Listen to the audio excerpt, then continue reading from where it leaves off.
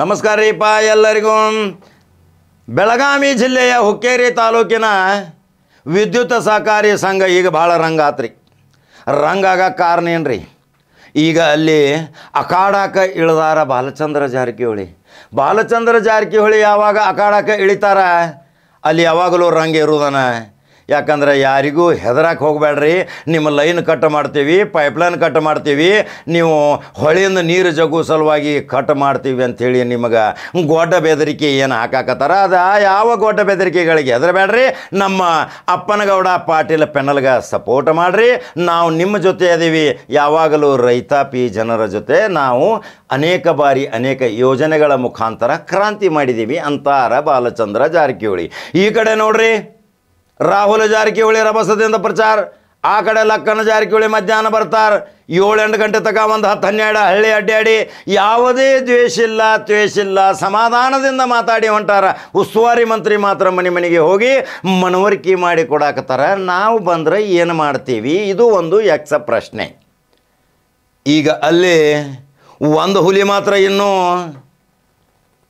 ಖಾನಾಂಗ ತಯಾರಿಲ್ರಿ. ಭಾಳ ಮಂದಿ ಕೇಳತ್ತೀರಿ, ಕಾಕ ದೊಡ್ಡ ಹುಲಿ ಎಲ್ಲಿ ಐತಿ, ರಮೇಶ್ ಜಾರಕಿಹೊಳಿ ಯಾವಾಗ ಬರ್ತಾನಂತೇಳಿ. ಈ ಚುನಾವಣೆಯ ಉಸ್ತುವಾರಿ ಸತೀಶ್ ಜಾರಕಿಹೊಳಿ, ರಾಹುಲ್ ಜಾರಕಿಹೊಳಿ, ಲಕ್ಕನ್ ಜಾರಕಿಹೊಳಿ, ಬಾಲಚಂದ್ರ ಜಾರಕಿಹೊಳಿ 4 ಜನರಿಂದನೇ ಇದು ನಿರ್ವಹಣೆ ಆಗುವುದು.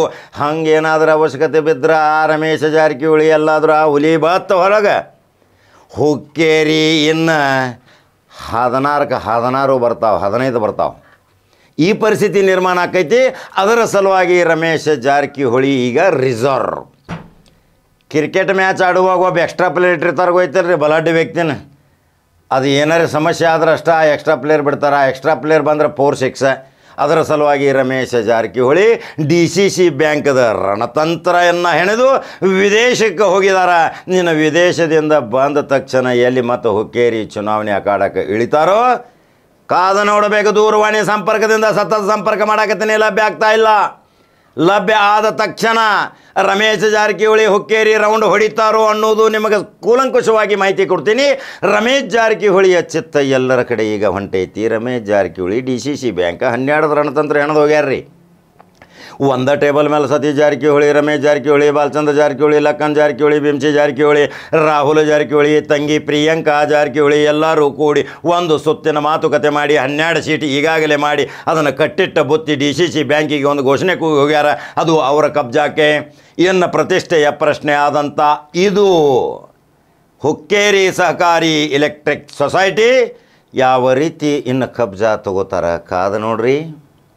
ಹತಾಶೆ ಮನೋಭಾವನೆಯಿಂದ ಮಾತಾಡೋದು, ಏನೋ ಒಂದು ಅಸೂಯೆ ಮನೋಭಾವನೆಯಿಂದ ಮಾತಾಡೋದು ಮತದಾರನ ಮೇಲೆ ಏನು ಪ್ರಭಾವ ಬೀರುವುದಿಲ್ಲ. ನಾವು ನಿಮ್ಮ ಜೊತೆ ಇದ್ದೀವಿ ಅಂತಾರೆ ಬಾಲಚಂದ್ರ ಜಾರಕಿಹೊಳಿ ಯಾವಾಗಲೂ ಕೊಟ್ಟ ಮಾತಿನಂತೆ ನಡೆಯುವಂಥ ವ್ಯಕ್ತಿ. ವಚನ ಭಂಗ ಮಾಡಂಗಿಲ್ಲ.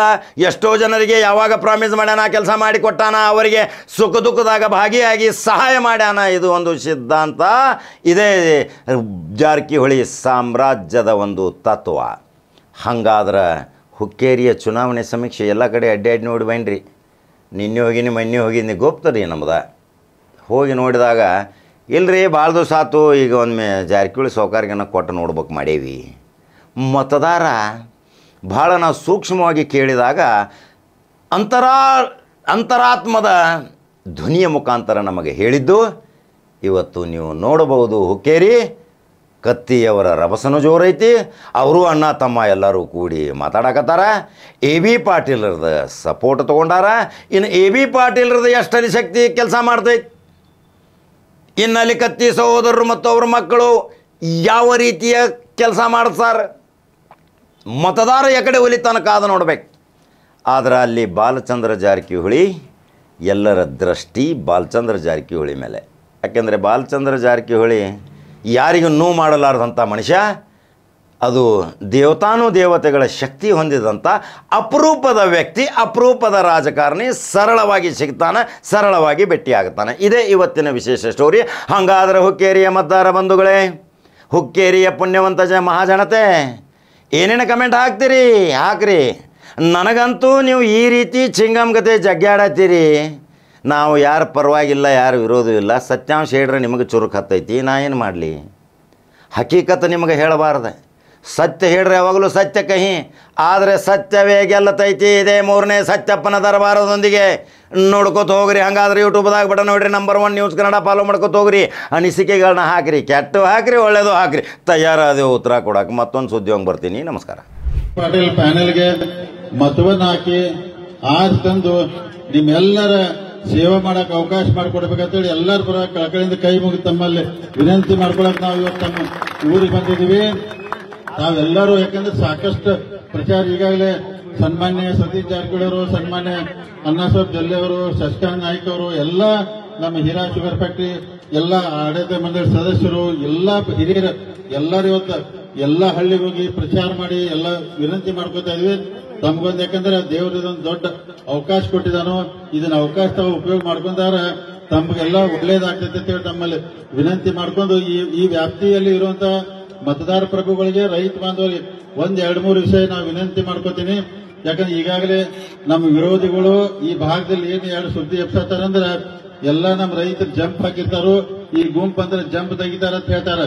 ನಾವು ಯಾವ ಜಂಪು ತೆಗಿದಲ್ಲ, ಇನ್ನೊಂದು ಜಂಪ್ ಹಾಕೊಂಡ್ರು ನಾವು ತಲೆ ಕೆಡಿಸೋದಿಲ್ಲ. ಅದಕ್ಕೆ ಒಟ್ಟ ತಲೆ ಕೆಡಿಸ್ಕೊ ಮತ್ತೆ ಕಿನಾಲ್ ದಂಡಿ ಅಂತ ಮೋಟ್ರುಗಳಿಗೆಲ್ಲ ತ್ರಾಸ ಕೊಡ್ತಾ ಇರ್ತಾರೋ. ನಾವಂದ್ರೆ ಯಾವ ಕಾರಣಕ್ಕೂ ನಮ್ಮ ರೈತ ಬಾಂಧವರ ನೀರಿಗೆ ತೊಂದರೆ ಕೊಟ್ಟು ಯಾರು ಅಂತ ಮಾಡಕ್ ಹೋಗುದಿಲ್ಲ. ಈ 2 ವಿಷಯ ಅಂದ್ರೆ ವಿರೋಧಿಗಳು ಬಹಳ ಅಪಪ್ರಚಾರ ಮಾಡಿ ಹೇಳ್ತಾರೋ. ವಿದ್ಯುತ್ ಇರ್ಬೋದು, ನೀರಿನ ವಿಚಾರದಲ್ಲಿ ತಾವೆಲ್ಲರೂ, ಯಾಕಂದ್ರೆ ನಮ್ಮ ರೈತರು ಹೆಂಗಾರ ಬದುಕಲ್ಲಿ ಅವ್ರು ಒಳ್ಳೇದಾಗಲಿ ಅಂತ ಭಾವಿಸ್ತು. ಯಾಕಂದ್ರೆ ರೈತ ಬಾಂಧವರು ಏನೊಂದು ಸಣ್ಣ ತಪ್ಪು ಮಾಡಿ ಏನಾಗೋಲ್ಲ. ಯಾಕಂದ್ರೆ ಈ ದೇಶದಲ್ಲಿ ದೊಡ್ಡ ದೊಡ್ಡ ಶ್ರೀಮಂತರು ಬೇಕಾದಷ್ಟೆಲ್ಲ ಬ್ಯಾಂಕ್ ಲೋನ್ ತಗೊಂತೆಲ್ಲ ವಿದೇಶಕ್ಕೆ ಹೋಗಿದ್ದಾರೆ. ನಮ್ಮ ರೈತರು ಏನಾರು ಒಂದು ಜಂಪ್ ಹಾಕಿರಿ ಜಗತ್ತು ಮುಳುಗೋದಿಲ್ಲ, ಅಥವಾ ಒಂದು ಕಿನಾಲ್ ಮೋಟರ್ ಹಾಕಿರಿ ಜಗತ್ತು ಮುಳುಗೋದಿಲ್ಲ. ಅದಕ್ಕೆ ತಾವೆಲ್ಲರೂ ದಯಮಾಡಿ ಅವ್ರೇನು ವಿರೋಧಿಗಳು ಅಪಪ್ರಚಾರ ಮಾಡ್ತಾರೋ ಆ ಅಪಪ್ರಚಾರಕ್ಕೆ ಒಟ್ಟೆ ತಪ್ಪಿ ಕೆಡಿಸಬಾರ್ದು. ನಾವೆಲ್ಲರೂ ದೇವ್ರ ಸೇರಿ ಕೆಲಸ ಮಾಡಕ್ ಬಂದಿದೀವಿ. ಎಲ್ಲ ಹಿರಿಯರ ಎಲ್ಲರೂ ಇವತ್ತು ಎಲ್ಲ ಹಳ್ಳಿಗೆ ಹೋಗಿ ಪ್ರಚಾರ ಮಾಡಿ ಎಲ್ಲ ವಿನಂತಿ ಮಾಡ್ಕೊತಾ ಇದ್ವಿ. ತಮ್ಗೊಂದು ಯಾಕಂದ್ರೆ ದೇವರು ಇದೊಂದು ದೊಡ್ಡ ಅವಕಾಶ ಕೊಟ್ಟಿದ್ದಾನೋ, ಇದನ್ನ ಅವಕಾಶ ತಾವು ಉಪಯೋಗ ಮಾಡ್ಕೊಂಡಾರ ತಮ್ಗೆಲ್ಲ ಒಳ್ಳೇದಾಗ್ತೈತೆ ಅಂತ ಹೇಳಿ ತಮ್ಮಲ್ಲಿ ವಿನಂತಿ ಮಾಡ್ಕೊಂಡು ಈ ವ್ಯಾಪ್ತಿಯಲ್ಲಿ ಇರುವಂತ ಮತದಾರ ಪ್ರಭುಗಳಿಗೆ, ರೈತ ಬಾಂಧವರಿಗೆ 1-2-3 ವಿಷಯ ನಾವು ವಿನಂತಿ ಮಾಡ್ಕೋತೀನಿ.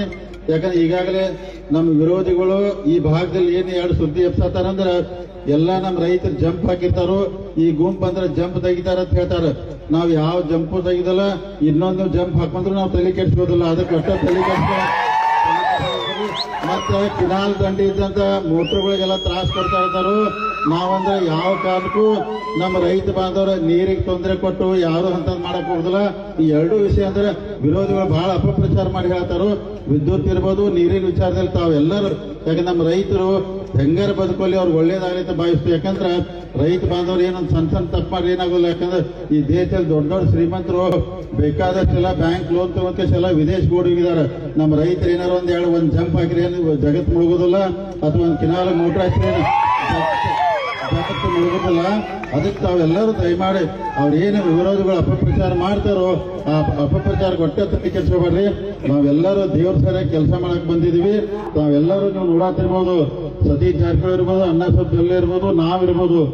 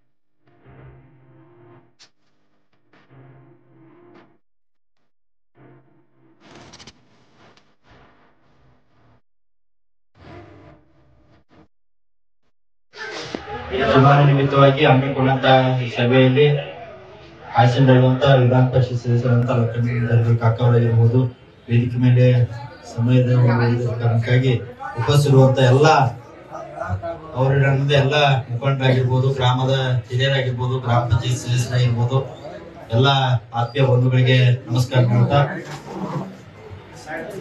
ಬರುವಂತ ಸೆಪ್ಟೆಂಬರ್ 28ಕ್ಕೆ ಹುಕ್ಕೇರಿ ಗ್ರಾಮೀಣ ವಿದ್ಯುತ್ ಸಹಕಾರ ಸಂಘದ ಚುನಾವಣೆ ಇದೆ. ಅದ್ರ ಸಲುವಾಗಿ ತಮ್ಮೆಲ್ಲರೂ ಭೇಟಿಯಾಗಿ ಯಾರ್ಯಾರು ಮತದಾರಿದ್ರ ತಾವೆಲ್ಲರೂ ಬಂದು ದಿವಂಗತ ಅಪ್ಪನಗೌಡ ಪಾಟೀಲ್ ಅವ್ರ ಹೆಸರು ಮ್ಯಾಗೆ ಈ ಪ್ಯಾನೆಲ್ ಮಾಡ್ಕೊಂಡಿದ್ದಾರೆ. ತಾವೆಲ್ಲರೂ ಮತದಾನ ಆಗ್ಬೇಕಂತ ಇವತ್ತು ಎಲ್ಲರೂ ತಮ್ಮ ಗ್ರಾಮಕ್ಕೆ ಬಂದಿದ್ದೇವೆ. ಅದಕ್ಕೆ ಕಳೆದ 3 ತಿಂಗಳಲ್ಲಿ ಜಯಗೌಡ ಪಾಟೀಲ್ ಅವರ ಅಧ್ಯಕ್ಷತೆಯಲ್ಲಿ ಕೆಬಿ ಸೊಸೈಟಿ ಅಂತ ಹಲವಾರು ಈ ಭಾಗದಲ್ಲಿ ಆಗಿರ್ಬೋದು, ಒಟ್ಟಾರೆ ಹುಕ್ಕೇರಿ ತಾಲೂಕಲ್ಲಿ ಹಲವಾರು ಕೆಬಿ ಸೊಸೈಟಿ ವತಿಯಿಂದ ಸೌಲಭ್ಯಗಳನ್ನ ಕೊಡುವಂತ ಕಾರ್ಯ ಆಗಿದೆ. ಯಾಕಂದ್ರೆ ಮೊದ್ಲ ಯಾವ ರೀತಿ ವ್ಯವಸ್ಥೆ ಇತ್ತು, ಈಗ ಯಾವ ರೀತಿ ವ್ಯವಸ್ಥೆ ಅಂತ ನಮ್ಮೆಲ್ಲರಿಗೂ ಗೊತ್ತಿರ್ಬೋದು. ಯಾಕಂದ್ರೆ ಈಗ 24 ತಾಸದಲ್ಲಿ ಯಾರೇ ಅರ್ಜಿ ಕೊಟ್ಟರು ಕೂಡ 24 ತಾಸದಲ್ಲಿ ತಂದು ಸೈಟ್ ಮೇಲೆ ತೀಸಿ ಕೊಡುವಂತ ವ್ಯವಸ್ಥೆ ಜಯಗೌಡ ಪಾಟೀಲ್ ಅವರು ಹೊಸ ಪ್ಯಾನೆಲ್ ಅಲ್ಲಿ ಅವರು ಮಾಡಿದ್ದಾರೆ. ಮೊದ್ಲು ಯಾವ ರೀತಿ ಇತ್ತು ಅಂತ ಎಲ್ಲರೂ ಟ್ಯಾಕ್ಸ್ ಮಾಡ್ಕೊಂಡು ಹೋಗಿ ಬಾಯಿ ಹೊಡಿದೋಗೆಲ್ಲ ಮುಂಜಾನೆ ಸಾಯಂಕಾಲ ಕೂತ್ರೆ ಅದಕ್ಕೊಂದು ಪರಿಹಾರ ಸಿಗೋದು, ಒಂದು ಪರಿಹಾರ ಸಿಗ್ಲಿಲ್ಲ ಅಂತ ಒಂದು ವ್ಯವಸ್ಥೆ ಅಲ್ಲಿತ್ತು.